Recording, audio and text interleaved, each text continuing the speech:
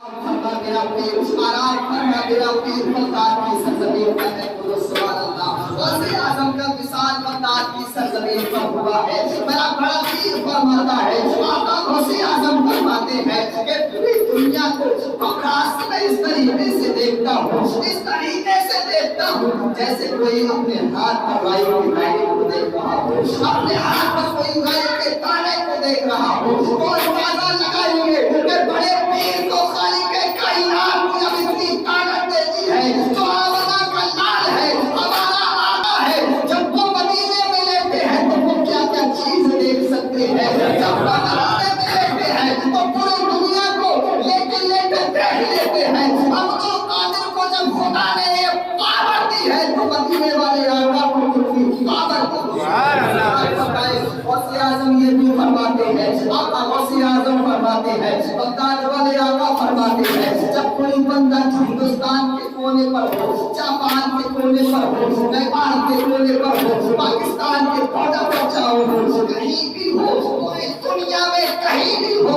اگر کوئی مشکل اس پر آتی ہے تو مجھ کو یاد کر لیتا ہے تو آقا غوث فرماتے ہیں میں اس کی مدد بھی فرماتا ہوں اللہ اکبر غوث اعظم کی کرامت کو بتایا جائے تو ایک کرامت نہیں لاکھوں کرامت غوث اعظم کی ہے غوث اعظم کھاتے تھے تو کرامت کو ظاہر کر دیتے تھے غوث اعظم چلتے تھے تو کرامت ظاہر ہوتی تھی غوث اعظم لیٹتے تھے تو کرامت ظاہر ہوا کرتی تھی غوث اعظم کی شان دیکھو اگر کوئی نوجوان لڑکی غوث اعظم کو پکارتی ہے مدد کرنے کے لیے تو غوث اعظم کی نالے مبارک اس کی مدد کرنے کے لیے پہنچ جاتی ہے غوث اعظم کی شان کو ملاحظہ فرمائیے غوث اعظم جس مرغے کو کھاتے تھے اس کی ہڈی اکٹھا کرتے تھے پھر غوث اعظم اس مرغے کو زندہ کر دیتے تھے یہ کرامت نہیں ہے پھر کیا ہے اور ملاحظہ فرمائے اگر بات آ جاتی تھی مردہ زندہ کرنے کی تو قادر مردے کو ٹھوکر مار کے اٹھا دیا کرتے تھے قادر مردے کو اٹھا دیا کرتے تھے یہ شان کس کی ہے سرکار غوث اعظم کی شان ہے یہ مرتبہ کس کا ہے غوث اعظم کا مرتبہ ہے جب غوث اعظم نے بغداد کی منبر پر کھڑے ہو کر کے فرمایا تھا یہی منبر بغداد کا منبر ہے عبد القادر باز فرما رہے تھے تقریر فرما رہے تھے تو سرکار غوث اعظم نے فرمایا غور سے سننا میں نہیں کہہ رہا صرف غوث اعظم فرما رہے ہیں بتاتا ہوں آپ کو غوث اعظم نے کیا فرمایا قدمی ہاذا علی رقبتی کل ولی اللہ ان نے فرمایا غوث اعظم نے فرمایا بولو سورۃ سبحان اللہ میں صرف بول رہا ہوں فرما تو غوث اعظم پہلے گئے ہیں کیا فرمایا قدمی ہاذا علی رقبتی کل ولی اللہ یعنی میرا قدم تمام اولیاء اللہ کی قدموں پر ہے اگر میں کہوں تو آپ مجھ کو پکڑ سکتے ہیں میں بولوں آپ مجھ کو پکڑ سکتے ہیں یہ کس نے بولا ہے سرکار غوث اعظم نے بولا ہے سبحان اللہ جب غوث اعظم نے یہ بولا تو بڑی نماز نے تقسیم کر دیا سبحان اللہ غوث اعظم نے بولا تو سرکار صابر پاک علی نے تقسیم کر لیا باعزت والے تقسیم کر دیا جتنے بھی بزرگان دین آئے ہیں سب نے تقسیم کر لیا ہے کہ غوث اعظم کا مرتبہ بلند ہے غوث اعظم کی شان بلند ہے جیسے کربلا کے اندر آقا حسین چمک رہے تھے ایسے ہی پورے دنیا میں غوث اعظم چمک رہے تھے اس کی شان غوث اعظم اس کا مرتبہ ہے غوث اعظم کا خالق کائنات نے جو مرتبہ غوث اعظم کو عطا کیا ہے آج تک وہ مرتبہ کسی کو نہ ملا ہر غوث اعظم کی شان تو یہ ہے غوث اعظم ماں کے پیٹ میں تھے شکم میں تھے تو غوث اعظم کرامت کو ظاہر کرتے ہیں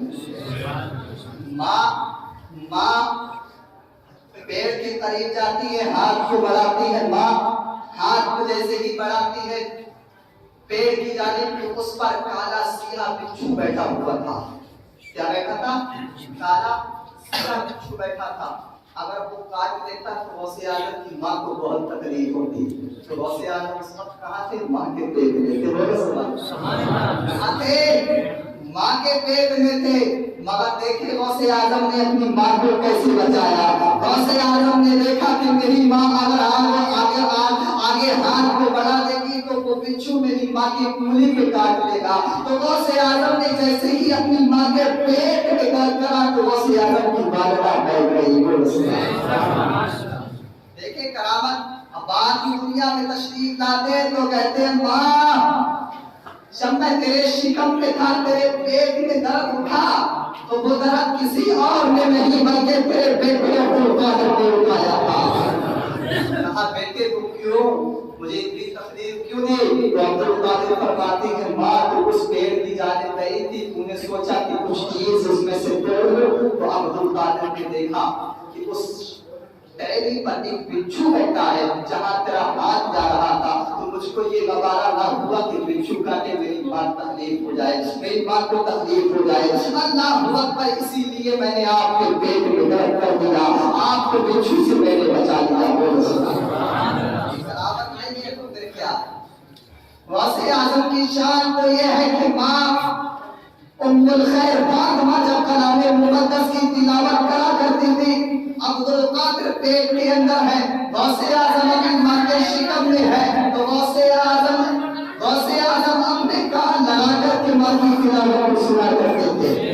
ماں جب بھی تلاوت قرآن کرا کرتی تھی تو عبد القادر سنا کرتے تھے، ماں پڑھتی جاتی تھی، غوث اعظم یاد کرتے جاتے تھے۔ کرامت نہیں کیا ہے؟ کتابوں میں دو جگہ آتا ہے، تو کہیں لکھا ہے کہ 15 پاروں کے حافظ تھے، کہیں لکھا ہے 18 پاروں کے حافظ تھے۔ یہ دو باتیں وہاں پہ آتی ہیں، اب چاہے 15 مان لیں یا 18 مان لیں، اس میں کوئی عرض نہیں ہے۔ تو عبد القادر جب دنیا میں آئے تو 15 یا 18 پاروں کے حافظ بن کے آئے۔ یہ کرامت نہیں تو پھر کیا ہے؟ اور بتاؤں، غوث اعظم ماں کے شکم میں تھے، عبد القادر جب ماں کے شکم میں تھے، ہمارے آقا غوث اعظم ماں کے شکم میں تھے، تو کسی اور نے سلام کیا، جانے والے نے، ماں نے سنا نہیں، غوث اعظم نے سن لیا۔ دنیا میں آ کر اسی فقیر کو دوبارہ سلام کر دیا۔ یہ کرامت نہیں تو پھر کیا ہے؟ یہ کرامت نہیں تو پھر کیا ہے؟ غوث اعظم کی شان بہت بلند ہے، غوث اعظم کا مرتبہ بہت اعلیٰ ہے، غوث اعظم کی شان بہت بلند ہے، یہاں تک کہ سرکار سیدی اعلیٰ حضرت فرماتے ہیں کہ اگر کوئی میرا شخص چاہنے والا، میرا شخص ماننے والا، مجھ کو یاد کرنے والا، مجھ سے محبت کرے اور کسی بزرگان دین سے محبت نہ کرے، تو حضور اعلیٰ حضرت فرماتے ہیں تو وہ میرا بھی نہیں۔ ہم کو کیا چاہیے کہ جتنے بھی بزرگان دین اس دنیا پہ آئے ہیں، آرام کرنا ہے، اپنی اپنی قبروں میں لیتے ہیں، ہم کو کیا چاہیے کہ ان کے نام سے خدا سے دعا کرے، اور انشاءاللہ ہماری دعا نہیں بلکہ قبول، دعا ہماری رد نہیں ہوگی بلکہ عرش الہی پر جا کر ٹکرا جائے گی۔ مولا سے وہی اللہ کا بندہ کہے گا، مولا اس بندے نے جو دعا کی ہے وہ کسی اور کا وسیلہ نہیں بنایا ہے بلکہ عبد القادر کا وسیلہ بنا کر کے دعا مانگی ہے۔ بندہ کہے گا، مولا سرکار قطب المنار کے وسیلے سے دعا قبول فرما، تو قطب المنار کہیں گے، اے میرے مولا اس نے اور کسی کے وسیلے سے دعا نہیں مانگی ہے بلکہ قطب المنار کے وسیلے سے دعا مانگی ہے، مولا قبول فرما۔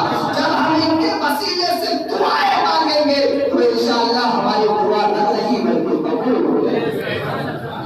صرف کیا ہے؟ صرف کیا ہے؟ ہم سب کو بزرگوں سے محبت کرنی ہوگی، بزرگوں کے نقش قدم پر چلنا۔ اپنے لباس کو کیسے پہنا کرتے تھے؟ آقا غوث اعظم اپنے لباس کو بہت عمدہ لباس پہنا کرتے تھے۔ آقا غوث اعظم بازار میں گئے، جانے کے بعد ایک چھوٹی نظر آقا غوث اعظم کے چہرے پر پڑتی ہے، کیا دیکھتا ہے کہ آج محبوب کا جیلانی سرکار غوث اعظم بہت قیمتی لباس پہنے ہیں، بہت قیمتی جبہ پہنے ہیں، بہت قیمتی قبہ پہنے ہیں، کاش یہ جبہ مجھ کو مل جائے۔ اللہ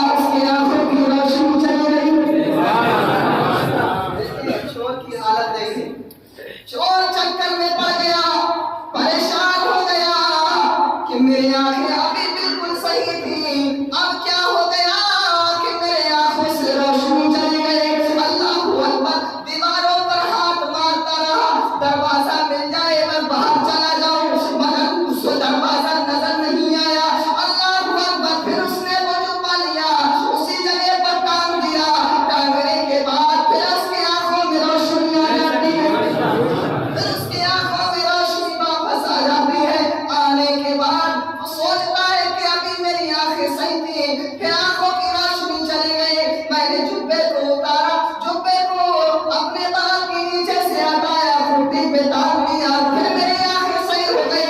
अल्लाह अकबर। फिर उसने जुब्बे को उठाया, फिर बगल के नीचे रखा, भागने की कोशिश की, दरवाजा ढूंढने की कोशिश की, मगर दीवारों पर हाथ मारता रहा, दीवारों पर हाथ मारता रहा, उसे दरवाजा नजर नहीं आया। फिर उसके आंखों की रोशनी चली गई। अल्लाह अकबर। गौसे आजम की शान में घोड़ों को बादल इबादत इलाही में लगे गए। मेरा पीर गौसे आजम इबादत इलाही में लगाए। इतने में दरवाजे पर कोई दस्तक देता है, कोई दरवाजे पर खटखटाता है। अब्दुल कादिर ने नमाज मुकम्मल की। गौसे आजम ने पूछा कौन? तो बाहर से आवाज आई, हुजूर अब्दुल कादिर मैं खिज़्र हूँ। बोलो सुभान अल्लाह। क्या फरमाया कि मैं खिज़्र हूँ। तो गौसे आजम ने बताया कि आपका कैसे आना हुआ। तो उन्होंने कहा सरकार फला इलाके का, फला जगह का, फला मोहल्ले का अब्दाल इंतकाल कर चुका है, मैं उसी लाने के लिए एक अब्दाल लेने के लिए आया, उस इलाके के लिए अब्दाल लेने के लिए आया हूँ। अल्लाह अकबर। दरवाजा खुला, खिज़्र अंदर आए। दरवाजा खुला, खिज़्र अंदर आए। गौसे आजम ने कहा खिज़्र अभी अब्दाल की तो जरूरत नहीं है, जाओ किसी और को देख लो।